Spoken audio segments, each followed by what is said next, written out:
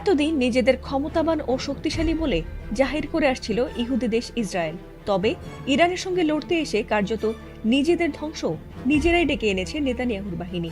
ইরানকে দুর্বল করতে এসে উল্টো তাদের প্রতিশোধের মিসাইল হামলার কাছে পরাজিত তারা। এমনকি তাদের পাপের শহর ধ্বংস করতে লাগাতার ভয়াবহ মিসাইল হামলা করেই চলেছে ইরানি বাহিনী। আর তাতে নিজেদের সাজানো দেশই এখন যেন নিজেদের ধ্বংস করা গাজা শহরের মতোই বিধ্বস্ত।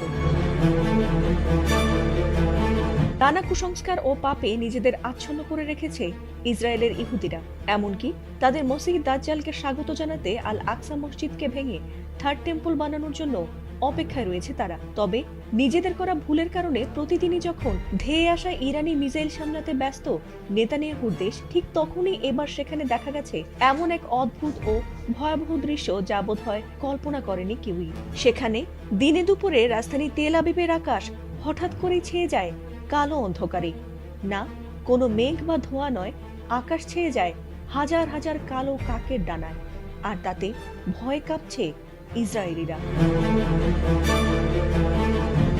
এই বিশাল পাখির ঝাঁক যখন দিগন্ত জোড়া আকাশ থেকে দিচ্ছিল, তখন মনে হচ্ছিল যেন কোনো এক অদৃশ্য কালো চাদরে ঢেকে যাচ্ছে পুরো শহর। বিশেষ করে বিখ্যাত আজরাইলি টাওয়ারের মতো সুউচ্চ ভবনগুলোর উপর দিয়ে এই পাখির দল যখন অন্তহীনভাবে চক্রাকারে উঠছিল, তখন তাদের ভয়াবহ চিৎকারে যেন কেয়ামত নেমে আসবে এমন করে আটকে ওঠেন স্থানীয় বাসিন্দারা। তাদের শহরে এই অপার্থিব মুহূর্তের ভিডিও নিমিষে সামাজিক যোগাযোগ মাধ্যমে ভাইরাল হয়ে যায়।